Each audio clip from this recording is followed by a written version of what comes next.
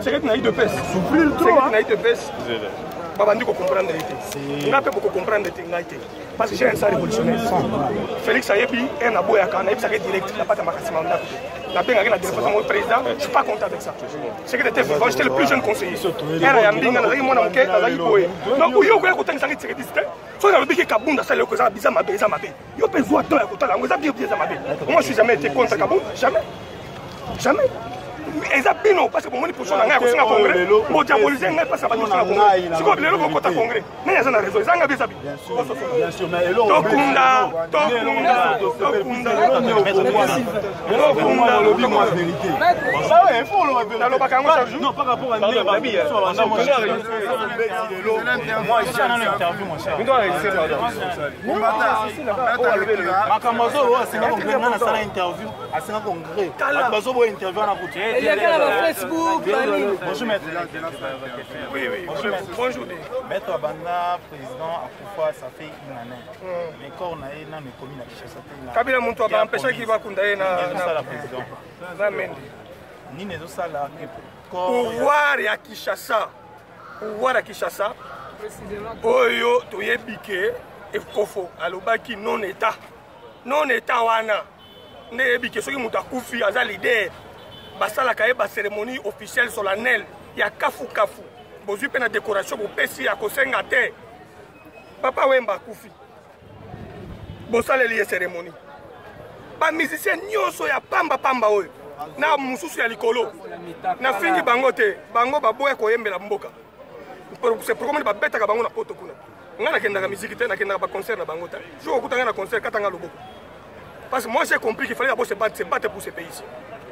Mais Batouana, bazo kufa, bazo sele bango ba fête ya minene ba matanga ya minene, bazo décorer bango. Banza mukala ya kufa ki décorer combien de musiciens. So tu sais qu'elle oya bundaka pour la batunyo so wana. Pour ba état de droit et quota, c'est de na bango banda ko la pirateté. Batona bazo boya, koyembela mboka, koyembela Tshisekedi, koya omoni bango combien. Yebisa ngomoni musiciens combien ba yao. Bazo banga te. Bapona côté na bango. Babona côté na bango. Je salue l'excuse légal. Je les salue en passant. C'est jeune guerrier. Je salue Marie-Paul. C'est jeune guerrier. Mais pas Moussou Souana. Je n'ai rien à foutre avec eux. Mais une chose, je regrette. J'ai été au Sénégal, à Gorée, dans un qui t'a rencontré un musicien, il y a reggae et belé. Il y a lokomoko. Ceux qui ont bundi pour n'amboka na yote, au kotalo late. Au kotalo late. Au kozana batala nyonso. Ceux qui ont bundi pour n'amboka na yote, au kotalo late. Maître Tosali Nane, tout le monde a l'élo Nane, Koki déjà. Dino na niveau ya IDPS. Bo bunda nini, bo sa nini poko. Ya leader. Na ebisio ke ngai pona ngai. Histoire ya Corée, les aventures. Ce n'est plus notre priorité. Notre priorité, c'est que Tshisekedi puisse être enterré par un gouvernement responsable. Son corps arrive, il est décoré. Immortel, super héros national. Parce que qui est héros, Tshisekedi est dans le Lumumba. Lumumba est un héros, Nandimi. Mais Tshisekedi est désordre dans le Mboka. Héros, Moussou, c'est Kabila. Il y a un peu de biso ba Rwandais, ba Burundais, ba Ougandais. Pourquoi Bima va créer guerre Moussou, ba insécurité côté na mboka pendant que after la quota et c'est en insécurité. Kaka makambo wana moko toza nango tilelo. 17 ans de règne, 17 ans d'entrée FDL. Ni toza nango. Passi na passi. Dans la lobby boy, toza na UDPS en train de préparer notre congrès pour remettre les partis à l'ordre de bataille électorale et politique. Soit c'est la rue qui va triompher, soit c'est les élections en décembre, au 23 décembre. L'UDPS n'a que deux voies. Le voie pacifique amène un parti politique à conquérir le pouvoir par la voie électorale. Pour que l'UDPS parvienne à appliquer son projet de société, le peuple d'abord, ce n'est pas par un accord politique. C'est par la victoire aux élections présidentielles et législatives par la majorité au Parlement. C'est le grand travail que l'UDPS peut commencer d'ores et déjà. Maître, Lélo a profité pour la polémique entre le pouvoir et l'opposition. Balobi bino bato ya IDPS bozolo ba mingi constitution bozo betela tolo na 2006 président de faire okufio abanda ko boycotter ba voter nini constitution to zango défendre, pour s'appuyer dans la Constitution. Nous sommes démocrates. À la question élémentaire en droit constitutionnel, c'est en premier graduat où je vous renvoie. Quand une constitution passe par la voie référendaire, votée et promulguée par le président de la République, cette constitution n'appartient plus aux oui majoritaires ou aux non minoritaires. Cette constitution appartient à la République. Et ces dispositions deviennent obligatoires et opposables à tous. Comme les juristes disent, devient orga omnes. Mais comment est-ce que voulez-vous comprendre que quelqu'un dise que non, et la constitution n'a pas? Ce qu'il y a, c'est que des awapi. Mutrambo, c'est la constitution n'a pas. Ce qui n'a pas mutrambo, c'est la constitution n'a pas. Donc, tu comme une balkanisation. Peuple congolais, Keba, constitution, ils ont individualité. Attends, on a battu campagne pour la Koboya Yango. Une fois que vous trichez par 888%, pour le bien de la majorité. Mais c'est fini. Cette constitution appartient à tout le peuple congolais et aucun individu ne peut se prétendre être le propriétaire de la Constitution parce que la Constitution appartient au peuple qu'on appelle les souverains primaires qui l'ont voté. Ah, mais moi j'ai mis parti politique. Renaissance. Et puis maintenant ça le quoi. Parce que comme quel Azawana ayepe kolena na echele Tshisekedi. Kaka ba oba mi bengi ba Tshisekedi progressiste humaniste. Na ba terme obi do boyebwa. Nde bazo créer des soins. Alors, on a bat oyo balingi kolela na biso. Oba kolanda parfois bilili oyo ezali awa. Bayeba ke mitema na biso esesu. On a kore ya Tshisekedi n'est pas n'importe qui. Tshisekedi aza mutu ya kosakana na ete. Dimension na ezali elekina ya Nelson Mandela. Nelson Mandela litaka pona ka mo eloko moko apartheid. Na ba racisme. Mais oyo abundi sans munduki. Ata lance-pierre te.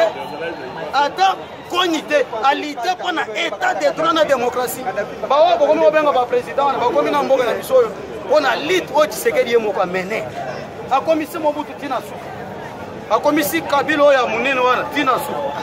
Oya mukepe ba commission tina su na yango somon amatakita accord. Oya Saint-Sylvestre et Tcheye Bouton. Mandat n'est là. Il nous croyait que non, le mandat est ici là. N'attendons la peine accord fait ici. Donc, nous avons la commune Angaïga, Bongo, Moutako, Mouringa, Zate. Attends, l'église catholique est télé. Et comme il y a un peuple congolais, Mobimba. Cette fois-ci, quand accord il y a un mot de Sakaranango, les autres qui ont été tirés, ils ont été Bissoto Zali parti non violent. Donc, il y a un Kakaboka, Namaloboya, le rôle est Yesu. Mon cher ami. Alors, merci président. Alors, dernière question pour tout ça.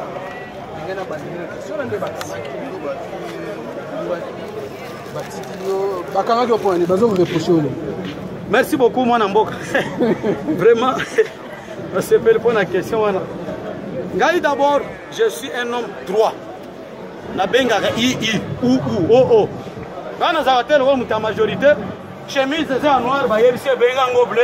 Les bleu, les noirs, non. Ils sont dans la machine à Tshisekedi. Qu'est-ce qui s'est passé? Depuis un certain temps, juste après la publication à calendrier à Bouibi, Nanga, avant ça n'était que Moutoussou Sazaka, on a pas bengi malum holongo. Avant, on a commencé à faire tout le monde maboko. Après, na sumbi, na lugamai. Ya kawame manga na baba ngo malum holongo abanda ko yekele mutata mokote. Ba calendrier bimi biso nyonso toboyi. Parce que avant calendrier bimi il fallait d'abord boyoka ni oto yoka na kana ba majorité kuna na Saint-Sylvestre. Bino kuto bozali abanda ko lobo catholique adamelar banda ko lobo bozala l'aise mon cher ami. Catholique asalaka musala na itikalaka 2 points. 98%. Attends moi la classe moi na yo. À cet examen ti 98% à reprendre la classe. 2% basango bakeye pa Kabila c'est mon frère. Boboto ndenga to yeboy. To silisi musala na biso tikali 2 points. C'est-à-dire premier ministre ndenga boyoka na utana nini na rassemblement. Na président ya senesa aza oyo babenga président conseil de Saint Janini ya rassemblement. 2 points ya moi. Pona konomeka ka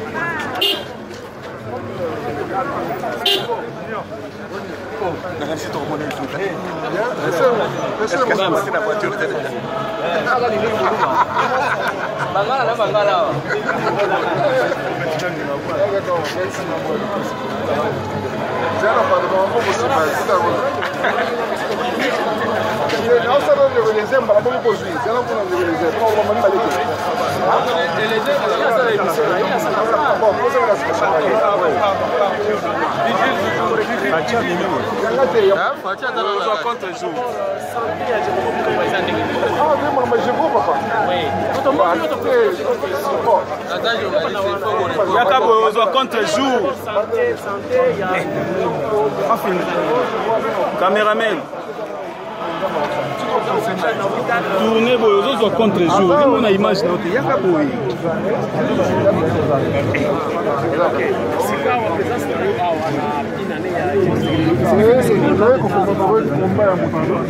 de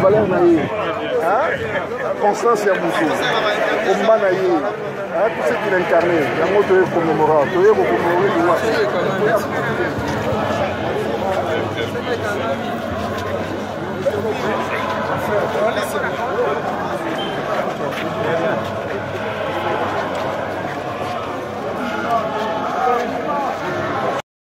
nous avons décidé, par exemple, quand on a député après PRD.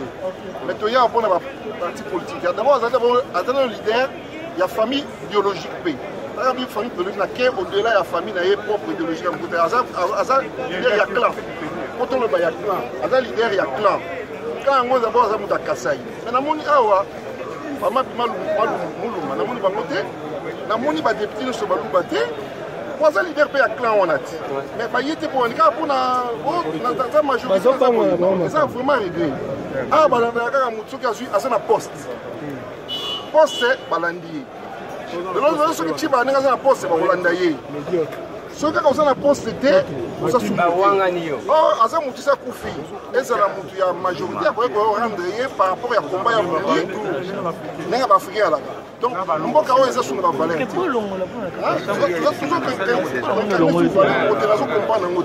Il fallait que ça y ait surtout pas casser, on a répondu pas casser. À ça d'abord, leader, il y a plein on a. Mais on aurait été, et puis tout le monde a fumé, le chef est Kassaye. Mais ah oui, il y a intérêt. Ah oui, il y a intérêt. Quand intérêt est athée, ce qui est intérêt est athée, aux athées. Donc, bateau bayawa, au Kakabalbi, bon, on a combattu, on a rendu grâce. Mais bateau, il y a intérêt. On a intérêt dans le camp politique, Moroboye, à Boboya. Vraiment, dans le déplorant, on a biso, on a évité pour représenter tout ce qu'on a valeur, on a incarné. Merci beaucoup, au soulevé.